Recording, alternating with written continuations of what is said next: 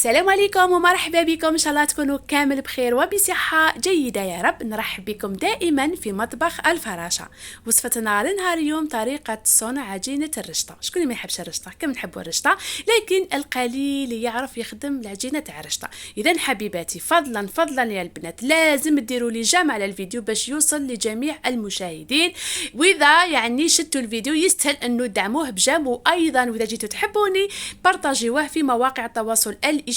راني حابه هذا الفيديو يوصل لجميع المشاهدين باش كامل يستفادوا ويولوا يخدموا الرشطه في الدار.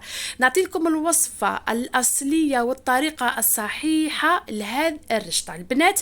اذا تبعوا معايا الفيديو للاخير، يعني لازم تتبعوا مليح وتسمعوا واش نقول لكم، على خاطر راح نمد لكم جميع الملاحظات باه تنجحوا، خاصه انها من اكبر المشاريع نجاحا في الجزائر، يعني في بلادنا، لانه كامل يحبوا الرشطه خاصه في مولد النبوي الشريف. اذا حبيبه قلبي جمال الفيديو. اذا نبداو على بركه الله، بسم الله. شوفوا لهنا خياتي، عندي لهنايا كيله كبيره تاع سميد رطب البنات، سميد رطب اللي نديروا به المسمن والمعارك، وعندي نص كيله صغيره تاع الفارينه. هنا البنات الفارينه تخلي العجينه تاعنا ما تتكسرش، يعني ما توليش كالمقارون تتفتت، فهمتوني؟ لا ضروري ديروا الفارينه. وعندي لهنايا ملعقه على حساب الكميه اللي عندي تاع السميد تاع الملح. هنايا الملح واذا درتو كميه كبيره ديروا 2 ملاعق ولا ملعقه كبيره. المهم انا درت لهنايا كيله كبيره تاع دقيق رطب، استعملت انا عمور، ودرت نص كيله صغيره تاع الفارينه، ودرت الملح. هنا خياتي ملاحظه مهمه، تبعوا معايا الفيديو للاخير، حتقولوا علاش درت الحبه تاع البيض. ايه الوصفه الاصليه فيها الحبه تاع البيض، بصح قليل يعرف الوصفه الاصليه تاع هذا الرشطه خياتي. شوفوا البنات، الحبه تاع البيض تخلي العجينه ما تتقطع لكمش وما تتكسر لكمش وتجيكم بزاف شابه. خلطوها هكذايا مع الماء بارد، ماشي الماء دافي، الماء بارد، وبداو لموا العجينه تاعكم هكذا البنات. شوفوا ديروا الماء غير بشويه. العجينه تاع الرشطه تجي ناشفه قسحه بالبزاف. في الاول تقولوا بلي هذه واش هذه ماهيش عجينه ولا، تجيكم قسحه البنات. ركزوا على هاد الملاحظه، قسحه يعني الماء تبقاو ديروا غير بشويه. تعرفوا شحال نحب نشرح نحب نوصل لكم هكا الوصفه بالطريقه الصحيحه، نحب نعلمكم صح. هاد الوصفات تاع جدودنا البنات، تاع جدتنا بكري، نحب نخرجهم انا بالطريقه الصحيحه، ماشي كور واعطي العور هكذا خياتي. تبعوا معايا الفيديو للاخير. دائما نقول لكم ما تنساوش الجام على الفيديو، واللي تقدر تخلي لي تعليقات بزاف غير خلوا تعليقات، حطوا لي القلوبه يا سيدي، ودا عجبكم الفيديو خلوا لي القلوبه في التعليقات كما نقولوا باش يطلع لي الفيديو هذا ما كان. شوفوا البنات راني نلم العجينه نرش غير بلا عقل. شوفوا خياتي صح والله غير تعب في الاول، التعب بزاف يعني باش تلموها غير بالعقل. تلموا حتى تلموا كويره قسحه بزاف ما بين يديكم هكذا البنات. شوفوا غير بلا عقل، على خاطر لو كان تكثروا لها الماء وتجروها خلاص عجينتكم خسرت خياتي، هكذا تولي خاسره، تولي كش راح ديروا المعارك ولا حديروا الخبز المطلوع ولا. لهنا بالمناسبه هنا الفارينه والسميد تقدروا ديروا العجينه تاع السميد وحدها هكذا، تقدروا ما ديروش كامل هذيك الفارينه، تقدروا ديروا ما ديروش فارينه، بصح كي تولوا طيبوا في الرشته تاعكم تتفتت، تولي كل مقارون كل فرميسال تتفتت خلاص.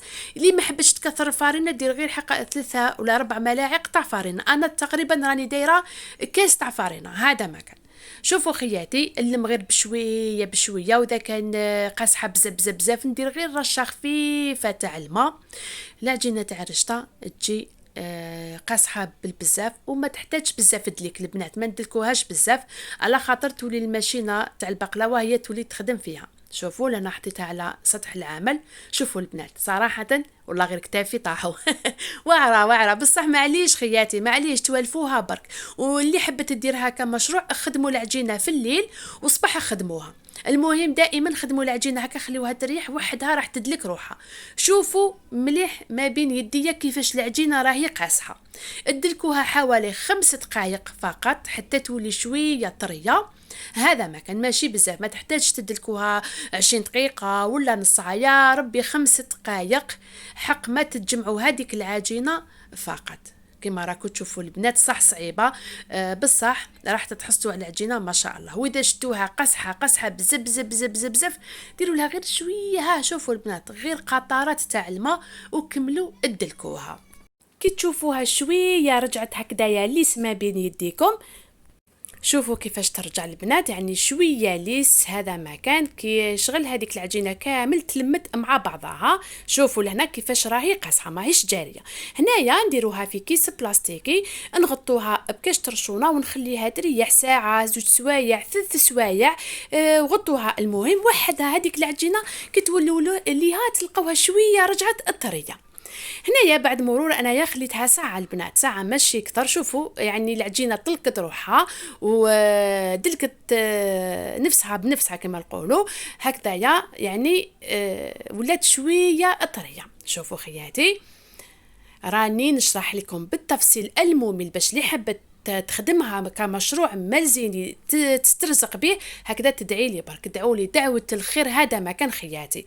شوفوا نقسم العجين على 2، نخلي واحد اخر في الكيس بلاستيكي. نحتاج منكم الا دعوة خير، واللي صنعتها ونجحت معاها وفرحت بها كي تنشروها البنات في المواقع وقولوا باللي تعلمناها من مطبخ الفراشة هكذا خياتي. هنايا نجيب الموس. شوفوا البنات نعطي لكم طريقه سهله كاين اللي يحب يصنع هكا كويرات يقطعهم كويرات كما تاع المحاجب المسمن، من بعد شوفوا ما كاش كما هذه الطريقه، احسن طريقه هذه هي خياتي. شوفوا هاي ليكم لهنايا حلوها، تقدروا تستعملوا المايزينا ولا الفارينه وتحلوا كما حبيتوا، انا حليتها هكذاك. شوفوا البنات هنايا راني نعرض في هذاك الحربوش باش كي شغل يجيني عريض، ما نديرش حرابيش رقيقه باش هكذايا ما تديليش بزاف وقت. نفتحها رقيقه البنات، انا نفتحها كامل هذيك العجينه.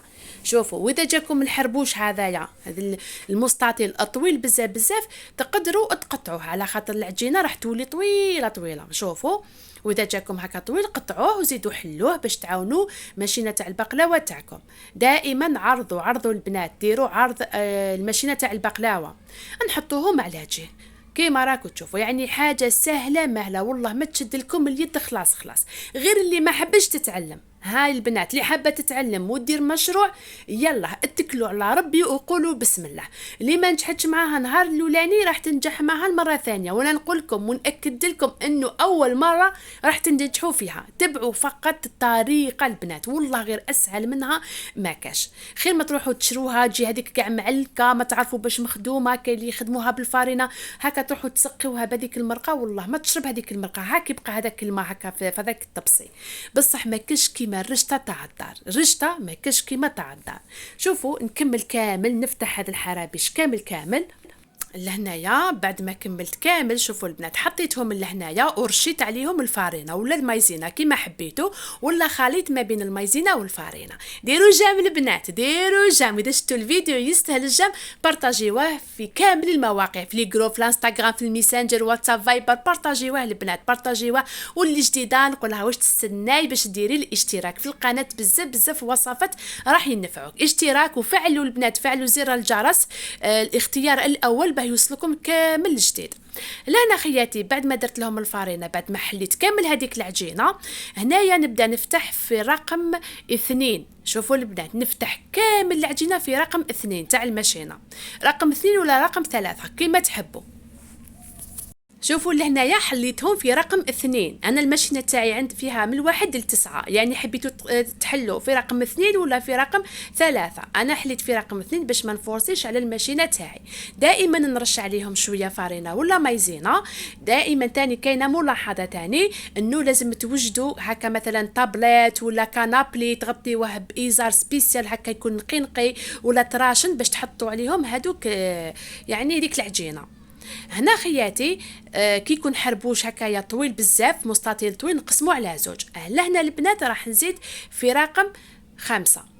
شوفوا نبدا نفتح في رقم 5. درت في الاول رقم 2 ثم في رقم 5 نروح مع غير بالعقل خياتي والله غير صح. تشوفوا بلي تقولوا بلي تشد اليد ولا لا البنات حاجه سهله مهله، والله غير سهله مهله. احنا في نص ساعه كملناها انا وسلسبيل بنتي ونقولها تعلمي شوفي مليح. شوفوا خياتي كما قلت لكم درت في رقم 2 ثم في رقم 5 ولا رقم 6 كما حبيتوا، رقم 5 ولا رقم 6. شوفوا. ودائما البنات هكا اللي عندهم بنيتات لازم تعلموهم وتخلوهم معاكم في الكوزينه، ماشي تقولها غير روحي تتفرجي ولا روحي للتليفون. على خاطر دائما نقول لكم انه ديار الناس واعرين، لازم تعلموا بناتكم في الدار. كما راكم تشوفوا خياتي دائما نرشوا عليها شويه تاع فارينه ولا خليط الفارينه والمايزينا ولا نشا. واللي تحب روتينات، وصفات تجميليه، وصفات بالاعشاب، جوالات في الجبال، الفلاحه، القصره الحلوه وتمنشير ما عليها إلا تزور قناتي الأساسية يوميات الفراشة. نخلي لكم رابط القناة في صندوق الوصف، فقط اكتبوا يوميات الفراشة راح تلقاو قناتي بنفس الصورة تاع الفراشة. هنايا البنات حليتها في رقم 5. دائما نرش الفارينة. شوفوا البنات ما تلصق لا والو العجينه يلي ناشفه البنات ما تلصقش، ما فيهاش كامل الماء. وكي يكون واحد طويل بزاف نقطع على زوج. هنا يا خياتي كما راكم تشوفوا هنا نبدا نفتح في رقم 9 عفوا البنات في رقم 8.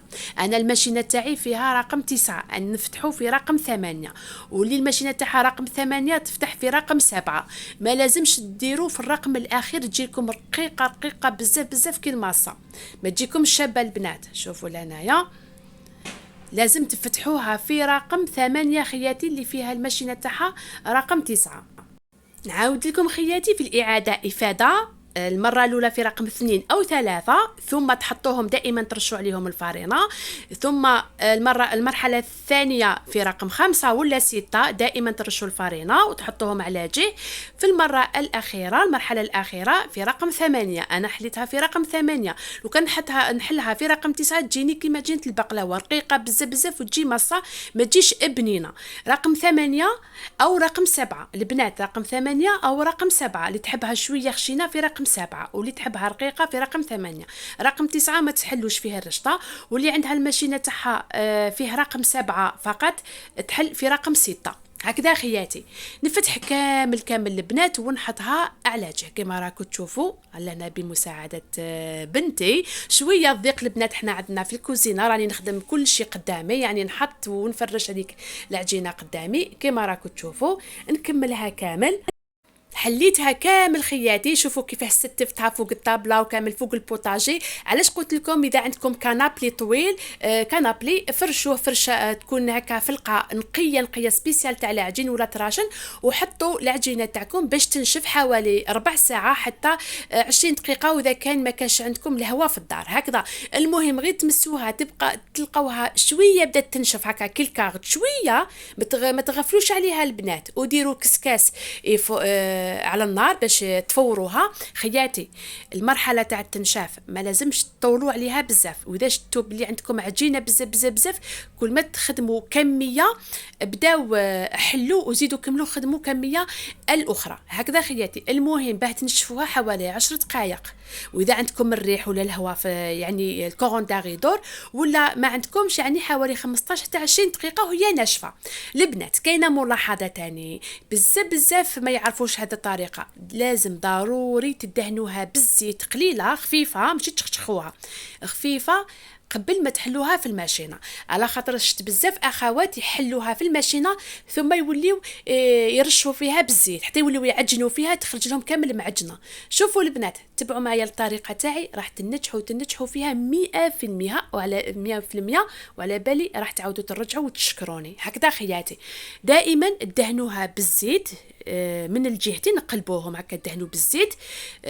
دائما ابداو بهذوك يعني المستطيلات اللي حليتوهم الوالا هكذا، وهاليكم افتحوها ديروا طبسيه من تحت ولا سنيوه تبداو تفتحوا. شوفوا خياتي هايلك ما تتلصق ما معجنه والو ناجحه من اول تجربه هكذا خياتي. واذا شفتوا الحربوش طويل بزاف يعني قطعوه على زوج. هي الرشته لازم تجي شويه طويله باش من بعد توليو تقطعوا فيها في الجفنه تاعكم كي تولي تفور. لو كان ديروهم حرابيش صغار بزاف يعني كي تتقطع لكم تولي كي الفرميسال هكذا. شوفوا خياتي تقدروا حتى تخدموا كميه كبيره ومن بعد تبداو تفوروا. انا راني نخدم بكميه مليحه على خاطر الكسكاس تاعي شويه صغير بزاف ولازم نفورها. لانه في الطفوار ما لازمش ندير كميه كبيره بخاطر تتعجن هكذا، ماشي راح تفور لي كامل. والله غير راني نشرح من قلبي، راني نمد لكم الطريقه الاصليه من قلبي، وان شاء الله يسمحوا لي هذوك اللي دايرينها كمشروع منزلي. بصح بزاف اخواتي يحبوا يسترزقوا، علاش لا، الرزق اعلى ربي خياتي. لهنا بعد ما عمرت هذاك الطبسي، شوفوا البنات نديرها فوق الكسكه، شوفوا خياتي نزربحها غير هكا بالعقل بيديا، والله ما تلصق لا والو، ما تلصقش. كاين بزاف اللي تتعجن لهم وتلصق لهم وتجيهم معجنه ماشي شابه. هنا نخليها تفور البنات واحد يا ربي واحد 3 دقائق هكا، غير تشوفوا هذاك الفوار بدا يخرج عليها من الفوقه، تنحيوها يعني ما تديش بزاف الطفوار. وفي نفس الوقت راني نبدا نفتح العجينه الاخرى كما راكم تشوفوا خياتي. شوفوا هايلك ما تتعجن، جايه خيوط خيوط وجايه الطريه وتهبل تهبل. والله غير راني نشكر حوحو يشكر في روحو. بصح انا كي نخدم حاجه شابه تعجبني نفرح بزاف. شوفوا البنات ها ما تلصق لا والو، والله غير مديت لكم الوصفه الاصليه من كل قلبي. شوفوا لهنايا، شوفوا خياتي هاي مالقري راهي على بعضها. شوفوا راني نفور ونخرج وفي نفس الوقت ندهن هذوك اللي نشفين باش نبدا نخدم فيهم. يعني العمليه تاع صنع الرشته والله ما دات لي نص ساعه، يعني ملي بديت نفتح. شوفوا لهنايا هذه البنات هكا نزربحها بالفرشيطه باش تتفور لي كامل حوالي 3 دقائق، يعني ماشي بزاف يعني الطفوار. واذا كان عندكم كسكاس كبير بزاف وعرض ديروا كميه كبيره. لهنا تاني ملاحظه، كي تنحيوها من الكسكاس بعدوها على بعضها، يعني ديك الاولانيه بعدوها لاختها، ضروري تبرد وضروري ما ديروهاش على بعضها لا خاطر تندلكم. هنا ثاني نزيد هذه الكميه، شوفوا نزربعها هكا غير بيديا ونخليها تتفور حوالي 3 دقائق حتى 5 دقائق. والرشته تاعي كملتها وراهي واجده خياتي. لهنا راهي بردت لي. دائما كي نحي من الكسكاس لازم نبعدها على بعضها، ولا حطوها في كاش فلقه هكايا كبيره بعدوها هكا زربعوها باش تنشف لكم تمتم. لو كان ديروها على بعضها تندلكم ودير لكم هذاك لافابور هكا يتربى للداخل، تغمل لكم وتجيكم فيها الريحه، يعني دير كشغل ميديتي. شوفوا خياتي، شوفوا كيفاش راهي مزربعه، الله ما كان حتى يعني جهه لاصقه في بعضها. شوفوا سبحان الله جات ما شاء الله. نفرح كي نخدم انايا حاجه هكا شابه ونعلمها لكم من قلبي. ان شاء الله برك تكون نالت اعجابكم، ان شاء الله تكونوا فهمتوا، وان شاء الله نكون كفيت ووفيت في الشرح. ولا عجبكم الفيديو هباكم عييت ديروا لي غير جام وبارطاجيوا الفيديوهات واللي صنعتها ووريتها، يعني توري لهم الفيديو تاعي وتقول لهم بلي تعلمتها عند قناة مطبخ الفراشة. واللي حبت تبيعها راهي دير حتى 18,000 هذيك تاع السميد وحده، وهذه يعني 18,000، وكاينه ل 12,000 تاع الفارينة اللي ما تجيش شابه. طريقة التخزين خياتي، بردوها مليح عمروها في أكياس، ديروها داخل الكونجيلاتور تجمدوها، خاطر كان ديروها داخل الثلاجة راح هذاك الكيس يدير الماء وتتعفن لكم، لازم تجمدوها. أما للبيع خياتي دوها يوزنوها كيلوغرام. لهنايا هاد الكمية تاع الكيلة تاع سميد دارت لي حوالي 3 كيلو، يعني زاكية بزاف. اللي حبت تسترزق راهي وصفة ناجحة، دعوة خير فقط. إن شاء الله تكون عجبتكم، وإن شاء الله الفيديو تاني يكون عجبكم. ما بقى لي غير نقول لكم تهلاو في روحتكم، وغدوه ان شاء الله نحط لكم طريقه طهي الرشته بالطريقه تاعي. ان شاء الله استنوني خياتي في فيديو جديد. نقول لكم حبيبات قلبي تهلاو في روحتكم بزاف، نحبكم بزاف. ما تنساونيش لايك يا البنات، ديروا لي اللايك.